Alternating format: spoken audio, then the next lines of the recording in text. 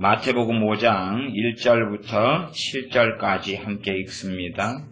예수님께서 무리를 보시고 산에 올라가 앉으시니 제자들이 나온지라 입을 열어 가르쳐 가라사대 심령이 가난한 자는 복이 있나니 천국이 저희 것이며 애통하는 자는 복이 있나니 저희가 위로를 받을 것이며 온유한 자는 복이 있나니 저희가 땅을 기업으로 받을 것이며 의에 줄이고 목마른 자는 복이 있나니 저희가 배부를 것이며 긍휼히 여기는 자는 복이 있나니 저희가 긍휼히 여김을 받을 것이며 아멘.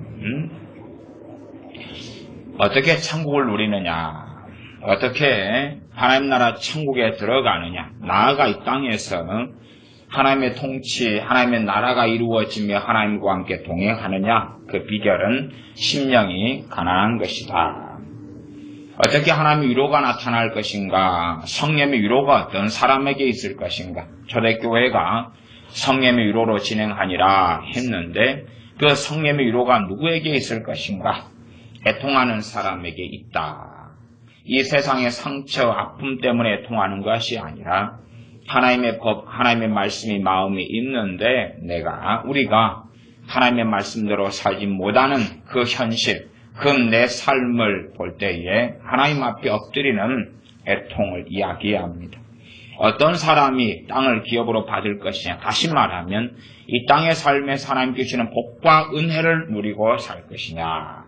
그 사람은 온유한 사람이다. 온유는 부드러운데 하나님에 대하여서 마음이 부드러워서 하나님 말씀이 쉽게 심어지고 그리고 그 열매가 나타나는데 당연하게 순종의 열매가 맺히는 사람이 온유한 사람이 되어지고 이 사람에게 하나님 말씀에 대하여 부드러워서 하나님께 대하여 참으로 열린 마음을 가지고 있어서 하나님의 말씀이 쉽게 마음에 들어가고 마음에 새겨지는 사람, 그래서 순종이 나타날 수밖에 없는 사람, 땅을 기업으로 받는다. 그래서 신명기 28장의 순종으로 인한 복과 이 온유한 사람의 결과는 열매는 순종이기 때문에 관련된다 말씀드렸습니다. 5장 6절은 네 번째 복은 의에 줄이고 목마른 자가 복이 있다. 저희가 배부를 것이다. 진정한 행복은 하나님과의 관계에서 옵니다. 이 땅에서 좀 잘 먹고 잘 마시고 누리고 산다 해서 영원한 만족이 있지 않습니다. 잠깐 동안의 만족으로 그쳐버리고 말 것입니다. 예를 들어 우리가 요즘 아이들처럼 치킨이나 피자를 너무 좋아한다. 치킨 피자를 정말로 먹고 싶어요. 간절히 사모해요. 그리고 한 달 만에 치킨하고 피자를 먹었어요. 너무나 좋다. 그때는 행복이 있는데 그러한 치킨이나 피자를 매일 먹는다고 생각해 보세요. 매일 먹어요. 입에 물리도록 한 달 동안 매일 먹는다. 그래도 치킨이나 피자 때문에 행복할 거냐? 행복하지 않다고 말이에요. 이제는 그 행복은 없다. 오히려 지겨워가지고 치킨, 피자 말고 다른 것 좀 먹으면 안 되겠냐? 그럴 겁니다. 그러면 참으로 그냥 목마르고 배고픈 사람이 아니라 의에 줄이고 목마른 사람. 그 사람이 의인의 길을 걸어가죠. 의인은 하나님 앞에 올바른 것을 이야기합니다. 하나님께 기뻐하시는 것, 하나님의 여호와의 길, 하나님께서 기뻐하시는 길, 의로운 길을 걷는 것. 그래서 인생과 삶의 가장 중요한 가치와 목적이 하나님을 기쁘시게 하는 것, 하나님 말씀대로 살아가는 것. 그런 사람이 의에 줄이고 목마르게 됩니다. 돈에 줄이고 목마른 것, 탐욕에 줄이고 목마른 것, 여행에 줄이고 목마른 것, 유럽 여행을 언제 가야 되겠다. 애벌레에 줄이고 목말라서 애벌레에 가서 3시간을 기다리더라도 뭔가를 타야 되겠다. 그런 것이 아니라 또한 산책하고 구경하고 여행하고 먹는 것, 마시는 것, 입는 것에 줄이고 목마른 것이 아니라 정말 덜 먹고 덜 마시고 덜 누리고 산다 할지라도 하나님을 어떻게 하면 기쁘시게 할까? 하나님을 어떻게 영광스럽게 할까? 그것 때문에 내 먹는 것을 좀 포기하고 마시는 걸 포기하고 여행 가는 걸 포기하고 내 누리고 안락한 삶을 좀 포기한다 할지라도 더 위대한 가치가 있기 때문에 어떠한 장사꾼이 값진 진주 하나를 만남에 자기의 모든 소유를 다 팔아서 그 진주를 샀다 하는 것처럼 그렇게 의에 줄이고 목마른 사람에게 배부르게 해주신다. 육체의 배부름이 아니라 하나님과 함께하는 삶을 이야기하고 의에 배부르다 그럴 테니까 의인의 삶, 의로운 삶, 거룩한 삶, 하나님 앞에서 가치 있는 영원한 가치가 있는 삶, 그러한 삶을 살게 하나님께서 은혜를 주시며 함께 하신다는 것으로 이해할 수 있습니다. 그리고 오늘의 5번째 복 5장 7절에 있는 긍휼히 여기는 자는 복이 있나니 저희가 긍휼히 여김을 받을 것입니다. 긍휼히 여기는 사람이 복이 있다. 주님께서 양과 염소를 나누시면서 내가 굶주렸을 때에, 내가 옥에 갇혔을 때에, 내가 배고팠을 때에, 내가 줄였을 때에 먹을 것, 입을 것, 막을 것, 또한 옥에 갇혔을 때에 돌아보았다 하는 말씀을 하십니다. 긍휼을 행하는 것이죠. 나를 믿는 소자 중 하나에게 한 것이고 내게 한 것이니라 말씀하십니다. 그렇기 때문에 긍휼의 중심에는 주님의 사람들이 있습니다. 그러니까 세상 사람들은 하나님의 자녀에게나 세상 사람에게나 긍휼은 다른 말로 mercy, 자비입니다. 자비를 행하는 것, 긍휼을 행하는 것 같은 말입니다. 성령 열매 가운데 사랑과 희락과 평과 오래 참음, 자비, 양선, 충성, 온유, 절제에서 자비가 있죠. 그 자비를 이야기합니다. 자비는 상당히 은혜하고 연관되어지기도 합니다. 자비. 내가 베풀 이유가 없고 줄 이유가 없는데 베푸는 것. 사랑하고도 상당히 근접해서 이 자비의 은사를 가진 사람이 행하는 것이 꼭 사랑의 은사를 가진 것처럼 보입니다. 그러나 사랑은 은사가 아니라 성령님의 열매입니다. 자, 긍휼을 행한다. 그 말은 자비를 행한다. 하나님 말씀의 자비의 긍휼의 1순위는 그리스도인입니다. 다시 말하면 주님을 사랑하는 사람, 주님 안에서 한 몸 된 형제가 긍휼과 자비의 1순위입니다. 세상 사람들은 하나님의 자녀와 하나님의 자녀가 아닌 사람의 무게가 같다고 생각해요. 그러나 절대 무게는 같지 않습니다. 그 한 영혼의 가치는 똑같겠지만 그러나 하나님 앞에서 하나님의 자녀와 그렇지 않은 사람들이 같을 수가 없는 것입니다. 다시 말하면 소돔과 고모라 땅이었다. 그럴 때에 의인 롯의 그 생명 가치와 소돔과 고모라 땅의 모든 사람들의 생명을 다 합친다 그래도 의인 롯의 가치보다는 떨어졌다 하는 것을 우리는 알아야 한다는 사실입니다. 그래서 긍휼을 행한다 그럴 때에 우리가 상당히 주의해야 될 내용들은 아주 많습니다. 단순하게 긍휼을 행한다, 자비를 행하는 사람 누구에게나 자비를 행하면 된다 그것은 아닙니다. 우리가 아시다시피 하나님의 사사 삼손에게 놀랍게 성령이 역사하셨습니다. 그래서 삼손이 손에 당나귀 턱뼈를 쥐었습니다. 당나귀 턱뼈를 통하여 성령의 권능으로 사람을 쳐 죽이기 시작했는데 몇 명을 블레셋 사람 같은 사람들 쳐 죽였냐 하면 1000명을 쳐 죽였습니다. 누구로요? 하나님 주시는 권능으로 성령님의 역사로 1000명을 쳐 죽였습니다. 이게 사람들은 이 시대적 가치 속에 젖어들기 때문에 사실상 눈이 어두워져서 하나님의 말씀을 전혀 이해하지 못합니다. 말하자면 삼손이 아마 지금 시대의 사람이고 이제 적군이 있어요. 하나님의 백성의 적군이 있다. 성령이 놀랍게 삼손이 역사하신다. 당나귀 턱뼈를 잡았다. 혹은 남보처럼 기관총을 잡았다. 1000명을 쏴 죽일 수 있겠느냐는 것. 시대적 가치관 속에 젖어 들어가 버리면 못 그러겠죠. 왜? 인본주의적 사랑 속에 인본주의적 자비와 긍휼 속에 깊이 있게 들어가 버렸기 때문에 이해하지 못하는 것. 다윗 이야기로 가면 제가 좋아하는 스토리가 다윗과 골리앗의 스토리입니다. 그래서 너는 칼과 단창으로 나오지만 나는 만군의 여호와 이름으로 나아간다. 그리고 다윗이 물맷돌을 골라서 돌리고 골리앗을 쓰러뜨려 죽입니다. 그러면서 얼마나 놀랍게 우리가 믿음으로써 문제를 이길 수 있는가, 환난과 고난을 극복할 수 있는가? 믿음의 능력은 얼마나 대단한가? 하나님의 이름을 가지고 나아갈 때에 우리는 얼마나 승리할 수 있는가? 이렇게 이야기합니다만은 본질은 뭐냐 그러면 골리앗이라는 사람을 죽인 거예요. 그냥 간단하게는 저 블레셋의 위대한 장군 골리앗을 물맷돌로 때려 죽인 거예요. 살인이죠. 사람을 죽인 거예요. 간단한 이야기예요. 문제를 극복했다. 고난과 환난을 이겼다. 여호와 이름으로 나아갔다. 첩보다 떼고 간단한 이야기는 하나님의 권능, 하나님의 능력으로 사람 때려 죽였다. 적군을 때려 죽였다. 그게 간단한 이야기예요. 간단한 이야기. 그렇기 때문에 이 시대의 사람들, 시대의 가치관을 가진 사람들은 하나님 말씀을 잘 이해하지 못해. 그것 때문에 WCC나 종교 다원주의 속에 들어가고 진리를 희석시키는 그런 일이 많을 뿐만 아니라 하나님을 제대로 이해하거나 알려고 하지 않아요. 왜냐하면 특별히 구약의 하나님과 신약의 하나님은 동일하신 하나님이에요. 그래서 전능하신 하나님께서 그 아들을 보내시기로 예정하시고 작정하셔서 그 아들을 우리를 위해서 이 땅에 사람의 몸을 입게 하시고 십자가에 달려 죽기까지 하실 정도로 우리를 구원하시기를 원하셨다는 사실입니다. 그 하나님이 당연히 구약의 하나님이에요. 구약의 하나님이나 신약의 하나님이나 동일하신 하나님이지 다른 하나님이 아니라는 사실이에요. 그래서 이 인본주의적 관점으로 가면 신학자들은 구약의 하나님과 신약의 하나님을 나누기를 좋아해요. 구약윤리, 신약윤리를 구분하기를 좋아해요. 왜?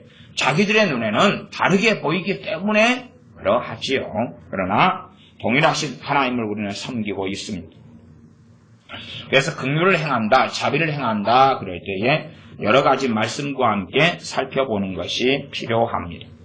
그러니 극단적으로 가면 그렇게 다윗의 물맷돌 사건처럼 골리앗을 차라리 골리앗에게 복음을 전하고 그를 위해 중보기도 하고 그에게 회개를 외치고 골리앗아 회개할지어다 천국에 갖고 왔느니라 그러는 게 맞겠죠. 지금 시대적 가치관은 그렇다고 말이에요. 그래서 하나님하고는 상당히 다른 길을 걸어가요. 다윗은 어릴 때부터 하나님 마음이 합한 사람이었고 하나님과 동행했던 사람이 됩니다.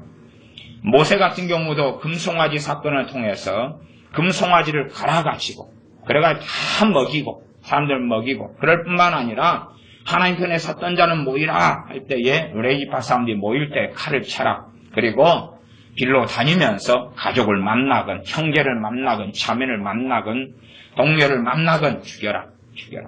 그렇게 해서 레이파 사람들이 순종하여서 하나님 편에 서서 가족, 형제, 친구를 다 만나는 대로 죽였는데 한 3,000명인가 죽였지요.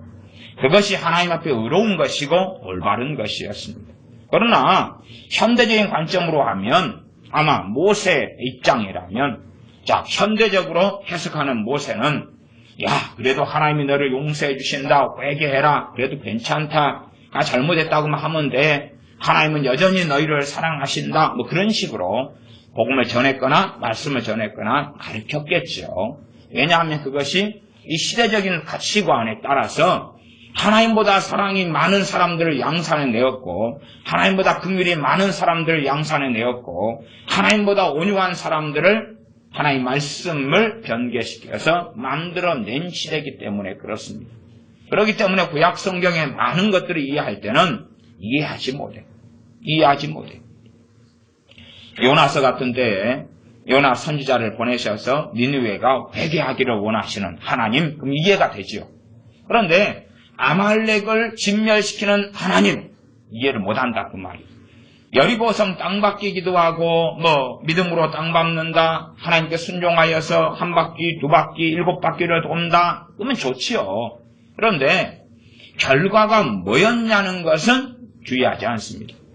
아말렉 여리고성이다. 그럼 여리고성을 돌았다. 그 이유는 뭐냐 그러면 여리고성 사람들 아이부터 노인까지 다 죽여버리려고 돈 거예요. 전부 다 죽여버리려고. 그리고 그 결과로 여리고성이 무너졌고 전부 다 죽여버렸어요. 임신한 사람들, 태아, 어린아이, 노년 할 것 없이 그게 하나님의 명령이에요.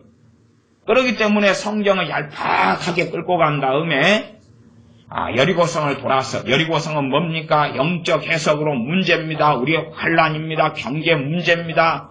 영적인 돌파가 필요한 것입니다.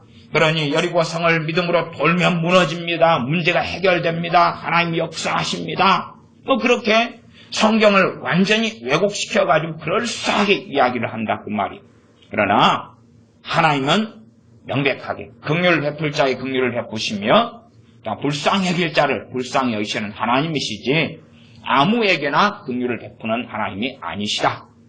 그렇기 때문에 긍휼히 여기는 자, 자비를 베푸는 사람은 복이 있다. 그 사람이 긍휼히 여김을 받는다. 를 잘 이해해야 됩니다. 첫 번째 긍휼은 뭐냐 하면 우리가 주기도문을 외우면 알 수 있습니다. 첫 번째 긍휼은 용서입니다. 용서. 첫 번째 긍휼을 베푸는 것은 당연히 용서입니다. 용서. 상대방이 내 가해자, 내게 피해를 주었다. 나는 하나님 앞에서 그 사람을 용서하는 거지. 그럴 때에 우리가 우리에게 죄진 자를 용서하오니 사하여 주오니 우리의 죄를 용서하여 주시옵소서. 너희가 각각 중심으로 형제를 용서치 아니하면 너희 천부께서도 너희 죄를 용서하지 아니하시리라. 우리가 하나님 앞에 어떤 사람을 용서할 때에 하나님의 용서를 받는다 그 말이에요. 우리가 긍휼히 여길 때, 긍휼, 자비를 베푸는 가운데 가장 일반적인 것은 용서입니다. 용서. 그러나 용서하지 않는 사람, 원한을 가지고, 원망을 가지고, 증오심을 가지고, 심지어는요, 우리의 많은 현실의 자녀들은 악해져갑니다. 악해져가는 일반적인 이유 가운데 하나는 원망 때문에, 원망 때문에. 우리의 자녀가 원망을 품는 자녀. 무슨 말인 거 아니? 우리를 또 자녀를 키우는 부모는 완벽하지 않아요. 그래서 10개의 은혜를 부모가 베풀면 부모의 허물도 한두 개, 두세 개는 있어요. 있어요.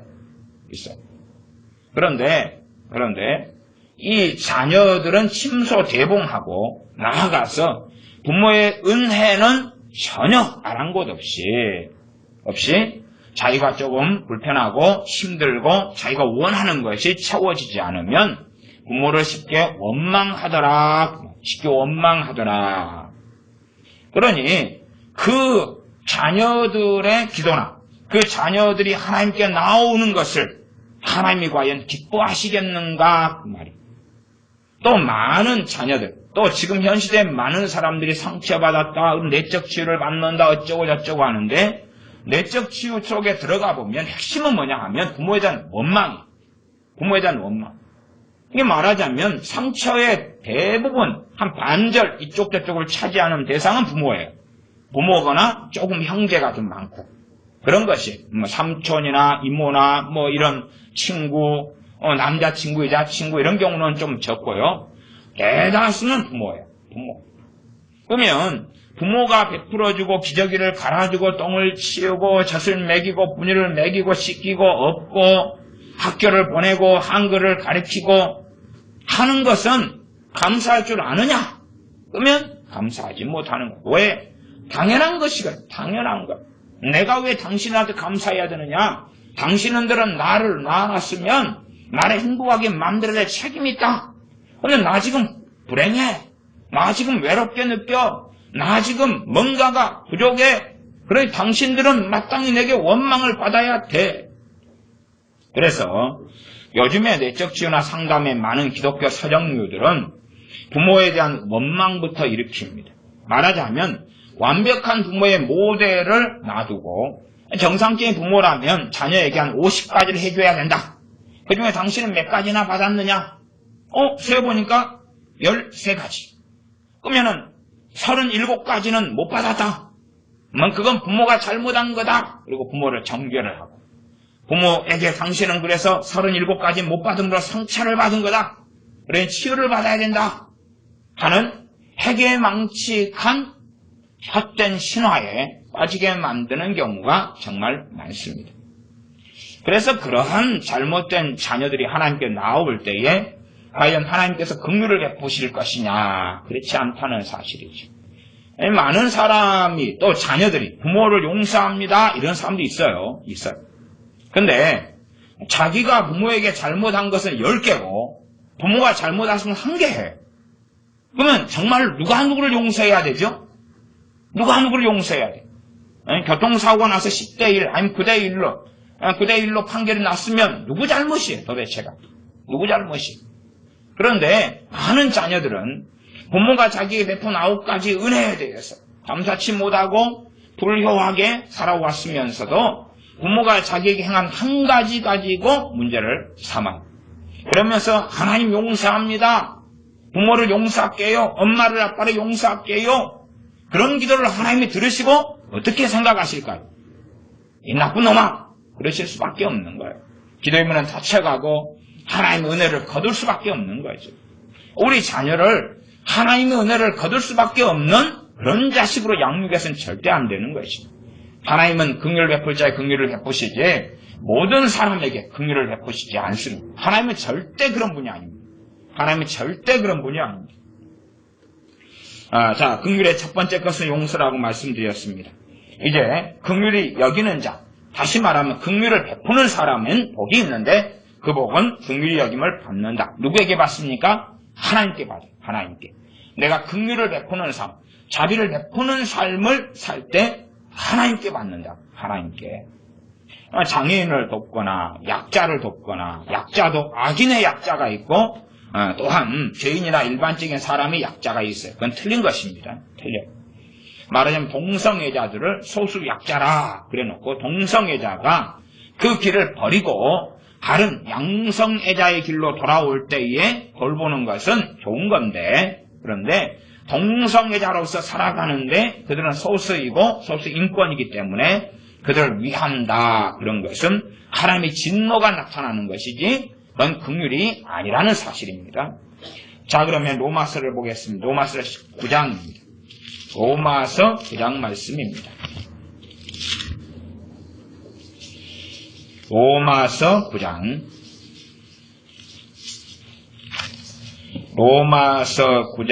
15절부터입니다.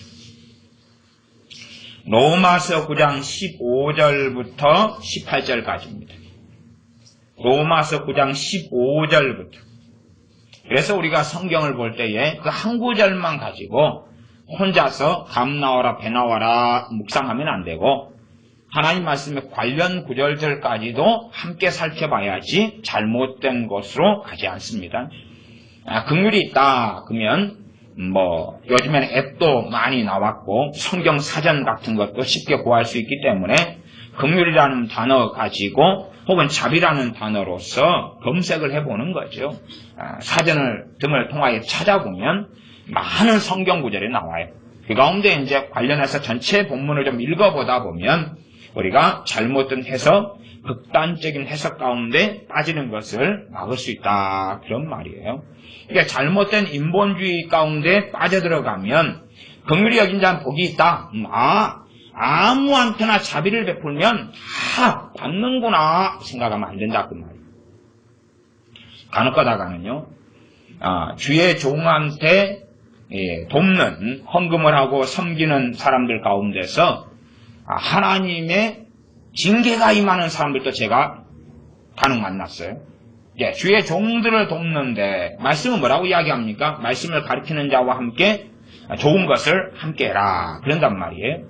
그런데 주의 종들을 돕는데 하나님의 징계가 임하고 심판이 임하는 경우도 봤다고 말이에요.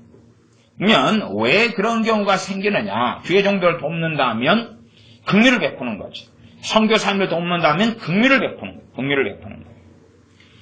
제가 우리 교회적으로는 또 개인적으로도 그렇지만 교회적으로 어떤 선교사님과 선교단체에 몇백만 원 이렇게 몇십만 원 몇백만 원을 헌금을 했었어요. 헌금을 한 다음에 한 몇십만 원 이렇게 교회적으로나 개인적으로 할 때는 크게 거스름이 없더라고요. 그 다음에 이제 어떤 단체나 이것이 주로 탈북자를 이렇게 살려내는 한 명 탈북자를 막 살릴 때 500만 원, 1,500만 원 필요합니다. 이런 단체인데 그래서 이제 긴급하게 탈북자를 구원하는데 돈이 필요하다는 긴급한 연락을 제 개인적으로 오더라고 와서 이게 그 돈이 빨리 준비가 안 되면 이 탈북자들이 중국에서 팔려버린다는 거예요. 인신매매가 돼버린다는 거예요. 아니면 북송되거나. 그래서 긴급하다 그래서 어쨌든 나름 기도는 했는데 교회 헌금으로 한 200인가 300인가를 도와줬어요. 그런데 이제 그때부터 기도가 막히는 거예요. 그걸 놓고 기도할 때 하나님이 기뻐하시지 않는 거예요. 너무나 기뻐하시지 않는 거예요. 그런데 제가 그런 단체나 이런 사람이나 좋은 면만 보았지 이면의 것은 알 수가 없잖아요. 스토커 가지도 잘 모르는 거예요. 알 수가 없어요. 근데 하나님 앞에서 계속 걸려요. 제가 오직하면 다시 돈을 돌려달라고 해야 되나, 헌금을 보냈는데 돌려달라고 해야 되나, 그 마음까지 가지고 돌려달라고 연락까지 취하려고 했어요. 너무나 그 주님께서 마음에 이렇게 안 좋은 마음을 주셨어요. 그 다음에 그까지는 안 가고 이제 관계를 정리하고 그리고 다시는 그쪽으로 돕지 않겠다 이렇게 결정하고 나니까 주님 주신 평안이 있더라고요. 이게 무슨 일인지는 몰라요. 우리는 그 안에 벌어진 일이 뭔지는 몰라요. 그런데 거기에 하나님께서 긍휼이나 자비, 성교도 긍휼과 자비에 속하는 거죠. 성교도. 근데 그런 것을 하나님께서는 별로 기뻐하시지 않는 경우도 봅니다. 예를 들어 주의 종은 하나님만 의존해야 돼요. 먹고 입고 마시고 사는데 하나님만 의존해야 돼요. 그런데 주의 종이 하나님을 의지하지 않고 사람을 의지한다. 경제적으로 사람을 의지한다. 그러면 그 주의 종은 하나님만 의지하는 대로 하나님께서는 그 주의 종을 연단시킬 거예요. 문제는 이제 주의 종이 사람을 의지하는 주의 종은 특성이 있어요. 어떤 특성이 있냐 그러면 사람들에게 자기 상황이 안 좋고 처지가 안 좋다는 걸 알려요. 알리면서 좋게 가정할 때는 기도해달라 그래요.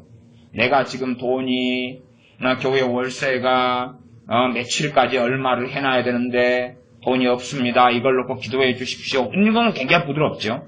그리고 이제 직설적으로는 헌금을 내놓으십시오. 돈을 내놓으십시오. 보내주십시오.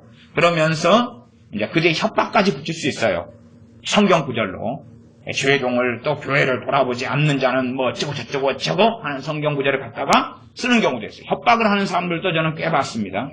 하나님 말씀 빙자해서 협박하는 거죠. 그렇게 주의 종이 자신의 형편과 처지가 어렵다고 알리는 사람들, 저는 그런 사람들을 하나님 앞에서 합당하게 보지 않습니다. 조지 뮬러 같은 하나님의 사람은 고아를 참 많이 키웠어도, 그래서 최고 고아가 한꺼번에 많았을 때가 한 3,000명까지 되었어요. 그런 고아를 오늘 먹을 식량이, 빵이 없어도 하나님하고만 해결했어요. 그래서 오죽하면 보육교사들이, 아니 목사님 지금 저녁에 빵도 없는데 그거 이야기 안 해주시면 어떡해요. 그리고 목사님만 재미 보고 살면 어떡해요.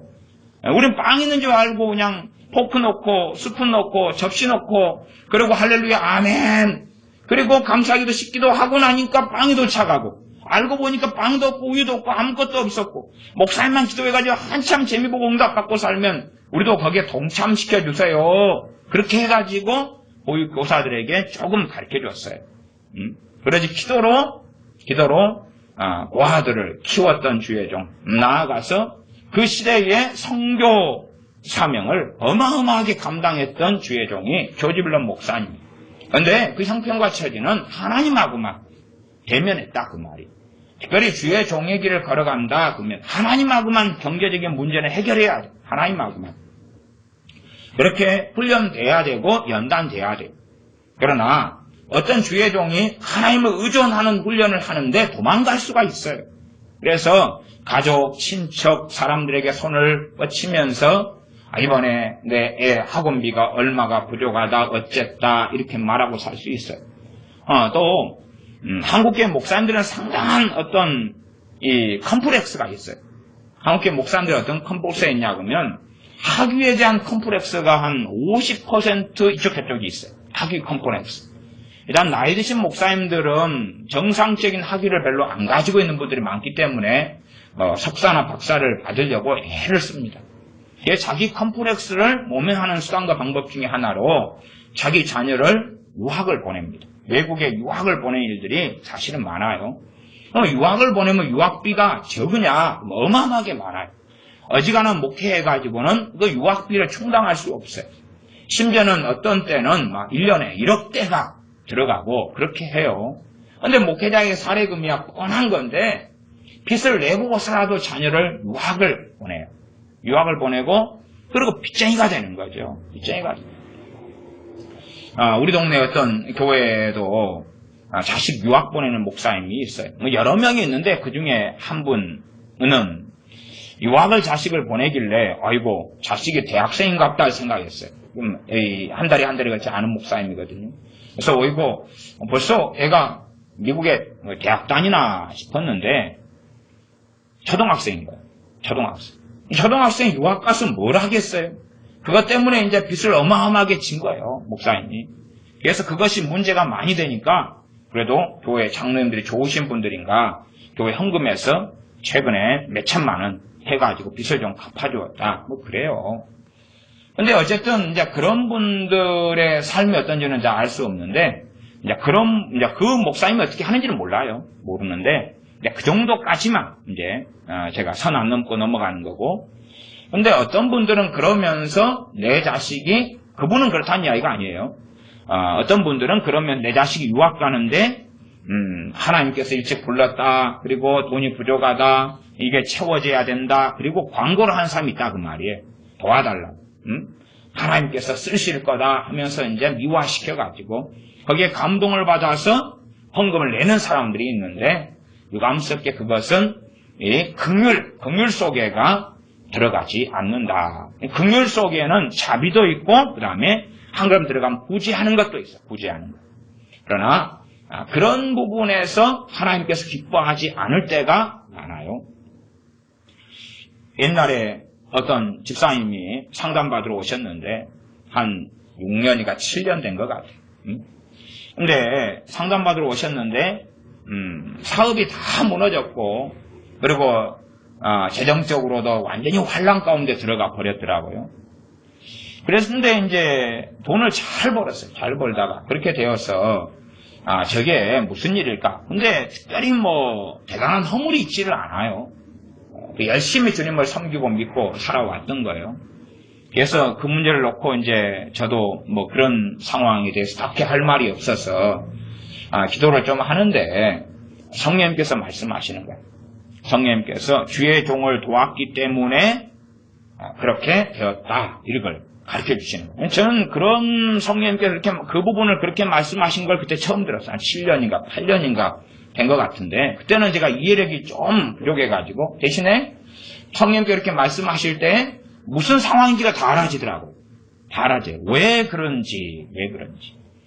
이게 들어보니까 개척교회나 이런 목사님들이 굉장히 많이 도왔더라고요. 돈을 잘 벌어가지고 도왔는데 사실은 그러면서 이제 그 개척교회 목사님들이 하나님을 의지하는 주의 종이 된 게 아니라 사람을 의지하는 주의 종이 돼버린 거예요. 사람을 의지하는. 그러면서 이 좀 믿음의 연륜이 있고 영적으로 강건하고 성장한 사람들이 주의 종이 돼야 되는데 어설픈 사람들도 주의 종이 되는 길이 상당히 많아요. 어설픈 사람들. 심지어는 영적으로나 연단적으로나 초신자 같은 계열의 사람들. 그런 경우에서 목사님이 되시고 교회를 개척했는데 거기에서 이제 하나님을 의존하기보다도 하나님께 엎드려야 될 때에 사람들이 하나님의 인도하심이 있기 전에 성령의 인도하심이 있기 전에 육적으로 감동받아서 도와줘 버렸는데 대표적인 분이 이제 아마 그런 집사님이셨던 것 같아요. 그러면서 점점 사업이나 일이 다 문을 닫아버리고 다 망해버리고 그렇게 말았어요. 다행히도 이제 그런 부분을 함께 깨닫고 또 회개하고 엎드리고 하니까 하나님께 다시금 사업의 문을 열어주시고 그렇게 회개하고 한 일주일인가 지나니까 다시 돈이 들어오기 시작하고 생기기 시작하고 누가 빌려준다 그러고 다시 일을 시작할 수가 있었습니다. 그래서 우리 교회에서 거기 개업할 때 떡도 해드리고 그랬죠. 자, 그럼 본문이 그렇습니다. 로마서 9장인데 9장 15절이었습니다. 모세에게 이르시되 내가 긍휼히 여길 자를 긍휼히 여기고 불쌍히 여길 자를 불쌍히 여기리라 하셨으니 모세에게 이런 말씀은 구약이죠. 구약을 신약 성경의 사도 바울은 그대로 인용을 합니다. 왜요? 구약의 말씀이 신약의 말씀과 같거든요. 1.1핵이라도 변치 않는 하나님의 말씀이에요. 하나님 말씀에 가감하지 말라, 더하거나 빼지 말아라. 그렇게 말씀하셨어요. 산상순에서 주님께서 율법의 말씀 가운데 하나도 빼고 가르치는 사람은 어쩌다 하는 말씀을 우리가 마태복음 5장에 한 것을 보고 듣습니다. 주님께서 율법을 폐하러 오시지 않았다고 말씀해요. 그러니 하나님께서 내가 긍휼히 여길 자를 긍휼히 여기고 어떤 자를 긍휼히 여기십니까? 긍휼을 베푸는 사람을 긍휼히 여긴다는 사실이에요. 마찬가지로 하나님께서 긍휼히 여기는 사람이 있고 긍휼히 여기지 않는 사람이 있어요. 그러면 우리가 성령 인도하심을 따라 살아갈 때는 긍휼히 여겨야 될 때가 있고 그렇지 않을 때가 있다는 걸 캐치를 해야 돼요. 모든 사람에게 아무 때나 긍휼을 행하는 것이 하나님을 기쁘시게 하는 게 아니에요. 그럼 우리의 긍휼 가운데 제가 용서를 이야기했어요. 용서. 그다음 거기에 자비를 경제적으로 베풀고 구제하는 것도 포함될까요? 그 다음에 일반적인 긍휼은 뭐냐 하면 기도해 주는 거죠. 소위 말하면 도구, 중보기도 그렇게 말할 수 있겠죠. 우리가 기도를 주는 거죠. 기도를 그 사람을 위해서 하나님 앞에 아뢰는 거죠. 그런데 이런 기도도 긍휼히 여길 자를 위하여 기도해야 되는 거예요. 그러니까 하나님이 사람을 선별을 해요. 긍휼히 여길 자를 긍휼히 여기고 그다음 불쌍히 여길 사람을 불쌍히 여긴다. 그런 것처럼 성령의 인도하심 가운데 살아가는 사람도 긍휼히 여길 사람이 있고 불쌍히 여길 사람이 있다는 거예요. 그렇지 않을 사람이 있다는 거예요. 모든 사람, 옳은 절대 아닌 거예요. 옳은 절대 아니에요. 모든 사람은 아니에요. 이게 성경을 보고 그걸 알아야 돼요. 그래서 제가 다윗이 골리앗을 물맷돌로 쳐서 죽였다고 이야기하는 거예요. 성령의 놀라운 역사하심과 권능, 여호와의 이름 하나님의 이름으로 골리앗을 돌로 쳐서 죽인 것입니다. 그건 골리앗은 긍휼히 여길 자가 아니었기 때문에 오히려 하나님의 심판을 받을 자였기 때문에 그렇습니다.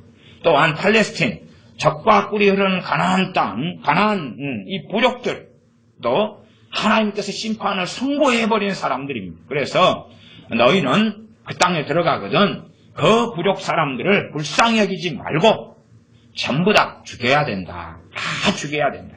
화친을 맺지도 말고 다 죽여야 된다. 그것이 이스라엘에게 하나님께서 하신 말씀이에요. 그것을 잘 이해하지 못해요. 왜냐하면 현대적인 사랑에 우리가 취해버리면 그거 알 수가 없어요. 알 수가 없어요. 현대적인 사랑에 취해버리면. 다윗은 하나님의 마음이 약한 사람이었는데 끊임없이 전쟁터에 때마다 나갔던 사람이 다윗입니다. 사사들도 끊임없이 전쟁을 수행했던 사람인 줄을 우리는 알 겁니다. 계속 16절. 그런즉 원하는 자로 말미암음도 아니요 다름질하는 자로 말미암음도 아니요 오직 긍휼히 여기시는 하나님으로 말미암음이니라. 17절 18절은 바로 이야기로 예제를 하나님이 드십니다. 성경이 바로에게 이르시되 내가 이 일을 위하여 너를 세웠으니 곧 너로 말미암아 내 능력을 보이고 내 이름이 온 땅에 전파되게 하려 함이로라 하셨으니 그런즉 하나님께서 하고자 하시는 자를 긍휼히 여기시고 하고자 하시는 자를 강팍해 하시느니라. 출애굽기에 보면 바로 왕을 하나님께서 강팍해 하시는 내용이 나와요. 강팍해 하셔서 잠깐은 쓴 다음에 그 다음 바로 왕을 회개케 한 다음에 구원시키는 게 아니라 강팍해 하신 다음에 그를 심판에 죽이시는 거예요. 이것이 나옵니다. 그래서 바로는 긍휼히 여길 자가 아니라 강팍히 여겨서 하나님이 심판하실 자가 되고 말았지요. 사도행전에 보면 자주장사 루디아가 나옵니다. 루디아 같은 경우는 하나님을 경외했던 사람이라고 사도행전에 기록되어 있고 사도 바울이 복음을 전할 때에 하나님께서 루디아의 마음을 열어서 복음을 듣게 하셨다. 왜 루디아의 마음을 엽니까? 그녀는 하나님의 긍휼히 여김을 받을 자이기 때문에 그렇다고 말이에요. 그래서 하나님께서 하시고자 하는 자를 긍휼히 여기신다. 이게 아무나 모든 사람, 지구의 모든 사람을 긍휼히 여기시는 게 아니에요. 긍휼히 여기시는 것도 실제로 은혜에 속한 것입니다. 하나님의 은혜에 속한 건데 모든 사람에게 은혜를 주시는 게 아니다 그 말이에요. 하나님의 은혜도 마찬가지입니다. 너희가 은혜를 헛되이 받지 말라 그랬어요. 그러면 은혜를 헛되이 낭비해버리면 은혜를 어떻게 해버립니까? 거두어버리십니다. 하나님의 때가 되면 은혜를 거둬버리십니다. 하나님의 은혜가 임하면 죄에 대한 억제력을 가져요. 하나님의 은혜가 임하면 더 기도하고 싶어요. 기도하기가 쉬워져요. 이 갯벌에서 막 발이 푹푹 빠지면서 걷는 것, 모래에서 발이 빠지면서 걷는 것하고 좋은 땅을 이렇게 걷는 것하고 차이가 있는 것처럼 하나님의 은혜 위에 살아간다면 좋은 땅, 자동차로 한다면 아스팔트가 잘 깔린 길을 달리는 것, 혹은 비포장도를 달리는 것처럼 이상의 차이가 나는 거예요. 하나님의 은혜가 임하면 죄를 억제해요. 그 하나님의 은혜가 마귀 역사도 좀 억제하고 막는 경향이 있어요. 그리고 더 평안이 있고 더 안식이 있고 쉼이 있어요. 그러나 그 하나님의 은혜 주실 때를 잘 활용하지 못하면, 잘 선용하지 못하면 하나님께서는 때가 되면 그 은혜를 걷어버리시는 거예요. 그래서 그전에 어느 때는 예수 믿는 것이 너무 기쁘고 너무 평안하고 좋았다. 은혜를 받은 거예요. 그런데 어느 때가 되면 그게 다 사라져버려요. 내가 못돼 먹고 악하게 행하면서 무엇을 행하지 않습니까? 긍휼을 행하지 않아요. 긍휼을 행하지 않을 때 되면 그 은혜를 걷어버리십니다. 내가 긍휼을 행하지 않을 때 되면 용서를 제대로 안 하고, 그리고 내가 사랑 가운데, 긍휼 가운데 기도 생활하지 않고, 그리고 내가 악하게 행하고 사람들에 대하여서나 또한 부모나 하나님에 대해 원망하고 그런 일을 행할 때에 하나님께서 은혜를 걷어버리시고, 또한 은혜를 주셨으면 기도하기가 좀 더 쉬워지고 하나님 말씀을 상고하기가 쉬워져요. 죄에 대한 억제력이 있어요. 그런데 기도하지 않아요. 그런데 예배하지 않아요. 감사하지 않아요. 찬양하지 않아요. 형식적으로 그쳐버려요. 또한 하나님의 은혜를 받은 다음에는 기도의 시간이나 양도 질도 늘어야 돼요. 하나님의 은혜가 임한 다음에는 하나님 말씀을 상고하고 묵상하는 시간도 늘어야 돼요. 그런데 하나님 은혜 받기 전이나 후나 차이가 없다. 그러면 하나님께서 은혜를 거둬버리시는 거예요. 그래서 긍휼을 베푸시는 것 가운데 연결되는 것이 은혜입니다. 내가 은혜 줄 자에게 은혜를 주고 그렇지 않을 자에게 안 준다 하는 것과 관련이 됩니다. 그래서 바로에게는 하나님께서 그를 심판하시기로 작정하셨습니다. 심판하시기로. 그래서 그는 마지노선을 넘은 사람이고 하나님의 심판 가운데 그를 도구로 사용하셔서 강팍해 하시고 결국에는 하나님의 권능과 살아계심을 보이시고 그는 심판 가운데 멸망을 시키셨습니다. 로마서 11장입니다. 로마서 11장 30절부터 보겠습니다. 로마서 11장 30절부터입니다. 제가 읽습니다. 너희가 전에 하나님께 순종치 아니하더니 이스라엘에 순종치 아니하므로 이제 긍휼을 입었는지라. 너희 이방인을 이야기합니다. 이방인. 근데 이 이스라엘이 하나님의 백성 이스라엘이 하나님께 순종치 않았다. 지금 이방인인 우리도 하나님께 순종치 않았고요. 그 다음 이스라엘도 순종치 않았습니다. 같아요. 근데 또 다른 차이점이 뭐냐 그러면 이스라엘은 율법을 가졌고 하나님을 알았고 선지자들을 하나님 보내셨고 기적과 이적을 베푸셨고 하나님의 그들과 함께하면서 많은 것 하나님의 살아계심을 보이셨다는 사실이에요. 그렇기 때문에 똑같이 순종치 아니했는데 급수가 틀리다 그 말이에요. 급수가 틀려요. 우리가 어떤 자녀가 부모가 학교를 잘 보내준 자녀가 한글도 떼지 못하고 아무것도 못해요. 그런 자녀가 된 것하고 고하고 과거로 한다면 거지가 돼서 그래서 주먹고만 살아가면서 근근히 사는 거지하고 똑같이 아무것도 못한다. 그럴 때에 부모가 학교 보내주고 학원 보내주고 공부시키고 이런 자녀가 아무것도 못하는 게 훨씬 더 나쁜 것이 되겠죠. 그것 이상으로 이스라엘도 불순종하지 않았고 당연히 이방인 우리도 불순종했어요. 그래서 하나님께서 이스라엘 대신에 이방인인 우리에게 긍휼을 베풀기로 작정하셨고 그리고 우리에게 긍휼을 베푸셨다고 말씀합니다. 이스라엘이 강팍해 되고 하나님께 불신앙으로 불순종으로 넘어짐에 따라서 이방인 우리에게 하나님의 긍휼이 오게 된 거지 우리가 긍휼을 입을 자가 된 건 아니에요. 이건 상대적인 하나님의 정말 놀라운 주권적인 긍휼이지 우리가 긍휼을 입을 마땅한 사람이 되었기 때문에 긍휼을 입을 자격이 있는 사람이기 때문에 긍휼을 베푼 것은 결코 아닙니다. 31절 이와 같이 이 사람들이 순종치 아니하니 이는 너희에게 베푸시는 긍휼로 이제 저희도 긍휼을 얻게 하려 하심이니라. 거꾸로 간다 그 말이에요. 하나님의 원래 작정은 뭐냐 그러면 이스라엘을 제사장 민족으로 삼아서 이스라엘을 통하여서 이방인들에게 복음이 전해지고 말씀이 전해지고 하나님이 증거되는 것이 하나님의 뜻이에요.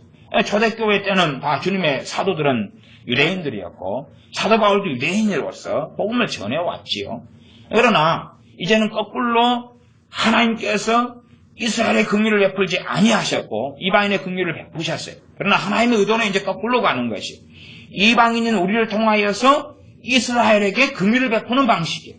그러니 우리는 반유대주의 속에 들어가면 안 돼요. 이스라엘을 하나님께 긍휼히 여겨달라고 기도하고 구하는 사람이 되어야 합니다. 때로는 이스라엘이 주님께 반역하고 배도하는 길을 걸어가도 그들을 긍휼히 여겨야 돼요. 왜? 그것이 하나님의 뜻이기 때문에 그래요. 그들이 넘어짐으로 우리가 하나님의 긍휼을 입었고 하나님께서 우리의 긍휼을 베푼 이유가 뭐냐 그러면 우리로 하여금 이제 거꾸로 복음이 역수출되도록 이스라엘에게 전해지도록 하는 게 하나님의 뜻이다. 이렇게 말씀하고 있지요. 그리고 이제 로마서 12장 8절을 보겠습니다. 로마서 12장 8절 혹 권위하는 자면 권위하는 일로 구제하는 자는 성실함으로 다스리는 자는 부지런함으로 긍휼을 베푸는 자는 즐거움으로 할 것이니라. 긍휼을 베푼다, 자비를 베푼다. 그게 물질이든 봉사든 어떤 것이든 간에 내가 받을 것을 염두에 두고 보상을 염두에 두고 하는 것이 아니라 하나님 앞에서 기쁨으로 그러한 긍휼을 베푸는 삶을 살아야 한다고 말씀합니다. 이 긍휼에 대한 말씀은 성경에가 상당히 많은데 야고보서 2장만 하나 더 찾아보겠습니다. 야고보서, 히브리서 다음이 야고보서입니다. 야고보서 2장입니다. 야고보서 2장.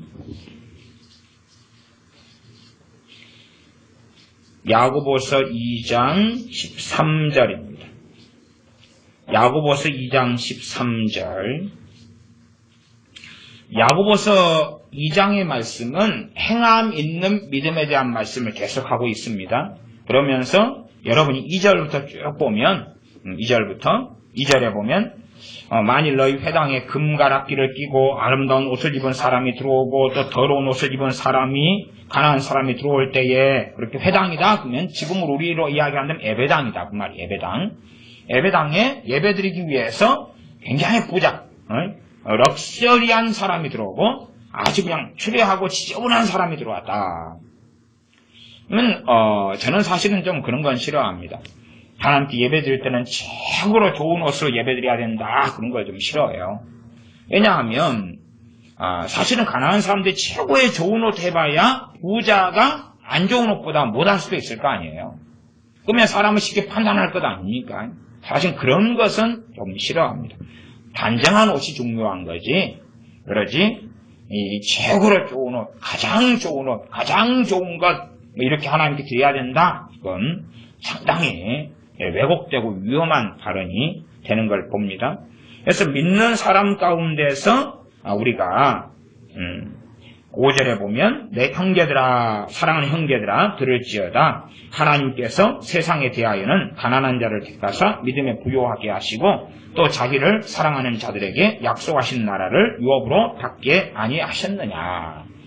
주님 믿는 사람들 가운데서는 어떤 사람이 많다고? 부자가 많다고요? 가난한 사람이 많다고요? 가난한 사람이 많다고요. 가난한 사람이 많아요. 그런데 왜 가난한 사람을 너희가 예배당에 와서도 발시하고 업신여기느냐? 그러면 안 된다. 안 된다. 그렇게 계속 말씀한 스토리 속에서 13절이 나오는 겁니다. 13절은 긍휼을 행하지 아니하는 자에게는 긍휼 없는 심판이 있으리라. 긍휼은 심판을 이기고 자랑하느니라. 이게 지금 야고보서 말씀은 하나님의 백성들 그리스도인들에게 말씀하는 거예요. 특별히 심판에 대한 메시지가 그 가운데 핵심 줄기를 이루고 있어요. 근데 믿는 사람들에게 심판이 있다고 말씀해요. 심판이 있는데 믿는 사람들 심판이 있는데 그런데 긍휼을 행하는 자에게는 긍휼이 있는 심판. 나아가 긍휼을 행하고 사는 사람은 긍휼은 심판을 이기고 자랑한다. 이 심판을 이긴다. 뜻이 정확하게 뭐다 이렇게 말씀드리기 어렵지만 심판이 큰 힘을 발휘하지 못한다고도 볼 수 있어요. 심판을 이긴다. 심판을 이긴다. 하나님의 심판을 덮어버리거나 하나님께 긍휼을 행하는 사람, 하나님께 긍휼을 행하고 살아가는 사람은 주님의 심판이 사실은 유야무야되거나 의미가 없어진다고도 볼 수가 있어요. 믿는 사람들 심판을 받습니다. 심판되는 악인과 의인과 선인이 다 모여있는 자리이기 때문에 지옥도 아니고 천국도 아닙니다. 거기에서 얼마나 시간을 보낼지는 성경에 나와 있지 않아요. 그러니까 우리가 어떤 사건에 대한 심판을 받으면 피고 원고 다 있어야 됩니까? 없어야 됩니까? 다 있어야 돼요. 책임도 있어야 됩니까? 없어야 됩니까? 다 있어야 돼요. 그래서 심판받을 때는 신자, 불신자 다 모일 수밖에 없어요. 다 모여요. 우리 인생에 사건, 사고, 해결되지 않은 사건, 사고가 한두 개입니까? 우리가 사실은 소위 말하면 우리가 하나님, 이것은 꼭 하나님께서 심판해 주셔야 됩니다. 주님, 이건 꼭 심판해 주셔야 돼요. 그렇게 생각하는 사건이 우리가 한 20개가 있다. 평생 사는 동안에. 그럼 20개는 심판이 있겠어요? 없겠어요? 주님의 심판에 대해서는 그 심판 꼭 있어요. 꼭 있어요. 20개에 대해서는 우리가 피해자다. 그럼 가해자 데리고 놓고 우리가 이제 정당한 피해자라고 칩시다. 주님의 이름 때문에 욕을 받고 막 수치를 당하고 그런 경우에 가해자 또 증인들 거기에 가해자 동참한 사람들 다 모여서 주님께 심판을 받게 되는 거예요. 그럼 거꾸로 이제 내가 가해자가 되고 이 문제가 하나님 앞에서 내가 해결되지 않고 처리되지 않았다. 그러면 나도 거기에 심판을 받게 되겠지요. 그것은 천국도 지옥도 아니에요. 심판의 자리는 신자 불신자가 다 부활한 몸을 가지고 주님의 백보자 심판 앞에서 심판을 받아야 된다. 그 말이죠. 그때를 이야기합니다. 그래서 긍휼은 심판을 이기고 자랑한다. 긍휼을 가진 사람은 긍휼이 있는 심판, 나아가서 심판 가운데서도 그 심각한 자리가 아니라 하나님의 은혜 속에 거하게 된다는 이야기로 이해할 수 있습니다. 반면에 13절 상반절은 긍휼을 행하지 아니하는 자에게는 긍휼이 없는 심판이 있다. 이건 불신자한테 한 이야기가 아니에요. 많은 사람은 자기에게 좀 불리하다 싶으면 불신자 그러는데 하나님 말씀 성경의 대상은 불신자가 아니라 하나님 백성에게 하신 말씀. 잠언의 대상도 하나님의 백성, 출애굽기나 창세기의 대상도 하나님의 백성, 요한복음, 마태, 마가, 누가, 요한복음도 하나님의 백성, 야고보서, 히브리서도 하나님의 백성에 대한 이야기라는 것을 꼭 아셔야 됩니다. 안 믿는 사람은 하나님 말씀 안 봐요. 안 봐요. 누가 보겠어요? 진리를 찾는 사람들만 봐요. 혹은 돌, 거시기나 이런 사람들처럼 막 그냥 이상한 그런 사람들만 이렇게 공격하려고, 그 다음 미혹 속에 들어가려고 그렇게 해서 보는 경우가 있지. 정상적으로는 하나님의 사람들만 보는 거예요. 구도자나 하나님을 만나고 싶은 사람, 진리 앞에 서고 싶은 사람, 또 하나님의 자녀만 본다는 사실이에요. 그러하면 우리가 이 땅에서 하나님의 긍휼을 받는 방법은 간단한 거예요. 긍휼, 자비를 베푸는 삶을 사는 것입니다. 자비를 베푸는 삶을 사는 것이. 그래서 나는 하나님께 자비를, 긍휼을 받기를 원하면서 나는 긍휼을 베풀지 않는다. 원한을 가지고 용서하지 않고 미워하고 증오하고 계속 살아간다. 또한 때로는 내가 남을 도울 힘이 있고 마땅히 내가 도와야 될 때를 이야기하는 거예요. 긍휼을 베풀 자가 있고 베풀지 않을 자가 있다 그랬지요? 여러분이 잠언 강의를 하고 있는데 잠언을 잘 보시면 이 악한 자와 보다고 함께하게 되면 해를 받는다 그랬어요. 그러면 악한 자를 도운 여호사밧 왕에게는 하나님께 선지자를 보내셔서 너가 악한 자를 도왔기 때문에 하나님의 진노가 당신에게 임한다 그랬어요. 그러니까 악한 자에게는 긍휼을 베푸는 것이 합당하지가 않아요. 합당하지가 않아요. 이게 상당히 위험한 것이에요. 예를 들어 주님께서 가버나움 고라신 베스다 마을에 기적과 이적과 권능을 많이 행하셨어요. 그런데 긍휼을 하나님의 원하시는 수준까지 행했어요.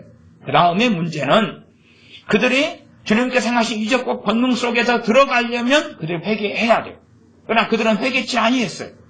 그래서 주님께서 손을 떼셨다는 사실이에요. 어느 마을에 2명씩 제자들을 쫙 띄어서 복음을 전하게 하십니다. 그리고 그들의 너희를 영접지 아니하거든 나와서 발에 먼지도 떨어버려라. 긍휼은 그 정도까지. 영접하면 그 마을에 거하면서 계속 주님의 이름을 치유하고 복음을 전하고 사랑하고 섬기는 거고, 그들이 영접지 아니하면 거기서 스톱이에요. 스톱. 사도 바울은 끊임없이 자신의 백성 유대인들에게 복음을 전하기를 원했던 사람, 정말로 자신의 동족 유대인을 너무나 사랑했던 민족주의자가 사도 바울이. 그래서 사도 바울이 복음을 전하러 갈 때마다 1순위로 복음을 전했던 곳은 자신의 민족이 있었던 유대인 회당입니다. 자신의 동족, 자신의 민족들이 먼저 복음을 듣기로 보내서 이방 지역에 다닐 때에, 로마의 식민지 여러 지역에 다닐 때에 회당에 들어가서 먼저 유대인들에게 복음을 계속 전했어요. 그러나 이제 어느 때 마지노선이 왔어요. 그때에 유대인들에게 사도 바울은 먼지까지 떨어버리면서 이제는 너희가 합당치 않는 자로 행하기 때문에 이방인에게로 가노라 하고 본격적으로 이방인의 사도로 그렇게 하나님 앞에 살아나갔던 것을 봅니다.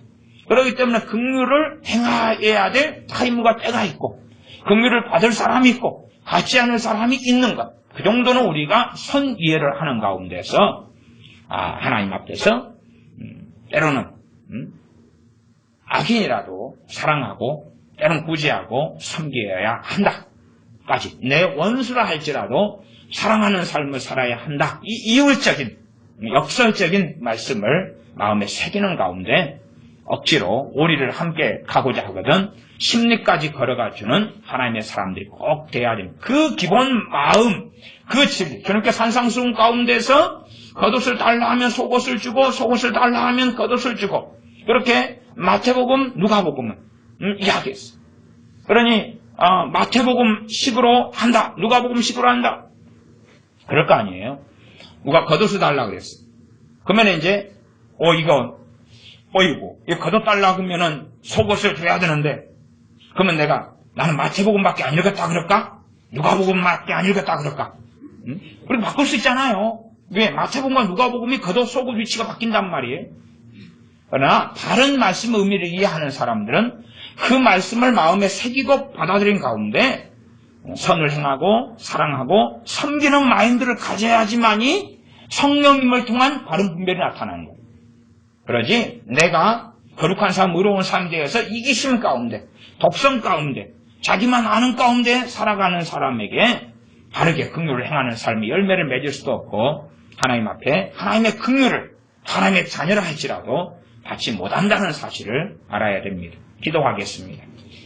아버지 하나님, 긍휼을 베푸는 사람, 긍휼히 행하는 사람에게 복이 있어서 하나님께서 그 사람들에게 긍휼을 베푼다고 말씀하셨사오매, 우리가 다른 이웃과 형제와 나라와 민족을 위해서 기도하는 긍휼을 베푸는, 기도로서 긍휼을 베푸는 길을 걷게 하시며, 원수까지 사랑하며 용서하며 원수까지 먹이고 입히는 그러한 긍휼을 베푸는 길을 걷게 하시며, 참으로 우리에게 용서받을 자격이 없는 사람들이지만 진정으로 용서받을 자격이 없는, 사랑받을 자격이 없는 나를 용서하시며 사랑하신 주님 때문에 용서하고 사랑하는 그러한 참된 긍휼을 행하는, 그리하여 주님과 함께하며 성령님의 도우심을 따라서 긍휼, 자비라는 열매를 맺는 우리가 되어져서 하나님의 긍휼 속에, 하나님의 은혜 속에